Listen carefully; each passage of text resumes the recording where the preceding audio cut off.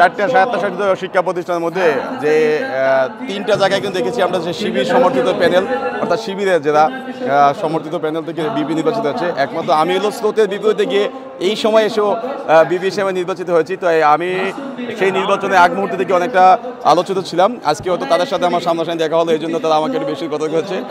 আর অনেকগুলো বিষয়ে পরামর্শ দিয়েছে, সবাইকে নিয়ে একসাথে কাজ করার জন্য আমাদের পরামর্শ দিয়েছে।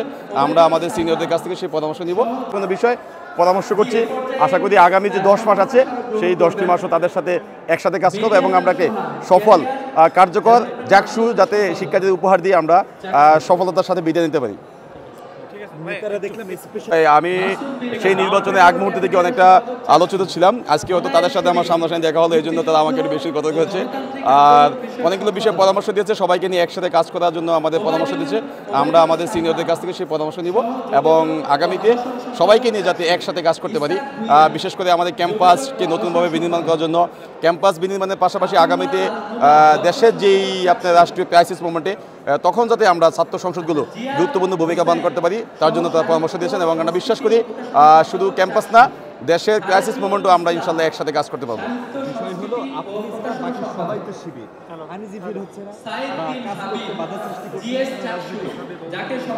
দেখেন, তারা শিবির এই পরিচয়ের চেয়ে সবার চেয়ে বড় পরিচয় চালাতো কিন্তু শিক্ষার্থী, যে তারা কিন্তু আমাদের জাহাঙ্গীরনগর বিশ্ববিদ্যালয়ের শিক্ষার্থী।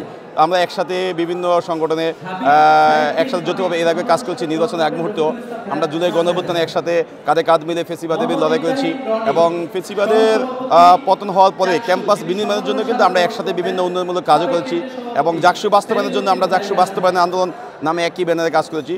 তো তাদের সাথে যেহেতু ইউনিভার্সিটির শিক্ষার্থী আমাদের আগে থেকে একটা সম্পর্ক ছিল, একসাথে কাজ করতে গিয়ে কোনো সমস্যা হচ্ছে না। তাদের চিন্তাভাবনা যেহেতু শিক্ষার্থীদের কল্যাণে কাজ করা, আমার চিন্তাভাবনা শিক্ষার্থীদের কল্যাণে কাজ করা, শিক্ষার্থীদের অধিকার নিয়ে কাজ করা। তো এই ক্ষেত্রে আমি কোনো সমস্যার সম্মুখীন হচ্ছি না এখন অবধি। আশা করি আগামী সময়টুকু তাদের সাথে এভাবেই একসাথে মিলেমিশে কাজ করব এবং আমরা একটি সফল ছাত্র সংসদ হিসেবে এখান থেকে বিদায় নিব। আরেকটা বিষয়, সেটা হলো যে দেখলাম কিছুদিন আগে জাহাঙ্গীরনগর বিশ্ববিদ্যালয়ের একটা প্রোগ্রাম, সেখানে আপনাকে সামনে না দেখে অনেকেই বিভিন্ন রকম মন্তব্য করছে, বিষয়টি যদি একটু। না, এটা একটা ভুল ধারণা যে আমি সকালে ওখানে গিয়েছিলাম এবং প্রোগ্রাম শুরু হওয়ার আগেই আমি কনজুমার অ্যাসোসিয়েশন অফ বাংলাদেশ, সেখানে আমাদের ঢাকা বিশ্ববিদ্যালয়ের সমাজবিজ্ঞান অনুষদে সেখানে একটি আসলে আমাদের সেমিনার ছিল এবং সেই সেমিনারে কিন্তু আমি মডারেটরের দায়িত্বে ছিলাম। তো তখন লোকের সেখানে শুরু করে আমি ঢাকা বিশ্ববিদ্যালয়ে যাই এবং সেখানের অনুষ্ঠান শেষ করে একেবারে দুপুর 1:15 দিকে আবার আমি শিবিরের অনুষ্ঠানে এসেছিলাম এবং তখন কিন্তু সবাই আমরা একসাথে ছিলাম এবং একসাথে খাওয়া দাওয়া করেছি, নামাজ পড়েছি এবং তারপরে ডাকসু থেকে যারা গিয়েছিল তাদেরকে আমাদের জাকসুতে নিয়ে গেছি। আসলে আমি অন্য একটা প্রোগ্রাম থাকে তখন প্রথম দিকে অনুষ্ঠান ছিলাম না, পরবর্তীতে এসে তাদের সাথে আবার মিলিত হয়েছি। আচ্ছা, কোন প্রোগ্রাম এটা আপনি যদি একটু মুখ দিয়ে বলতেন, আপনি মুখ দিয়ে বলতেন? সেটা হলো আমাদের বাংলাদেশ ইসলামী ছাত্র শিবির জাহাঙ্গীরনগর বিশ্ববিদ্যালয়ের শাখা কর্তৃক আয়োজিত আমাদের সবচেয়ে নবীনতম ব্যাচ অর্থাৎ 54তম ব্যাচের যে নবীনবরণ অনুষ্ঠান ছিল এবং নবীনবরণ এবং কেরিয়ার গাইডলাইনমূলক একটা অনুষ্ঠান ছিল, সেই অনুষ্ঠানে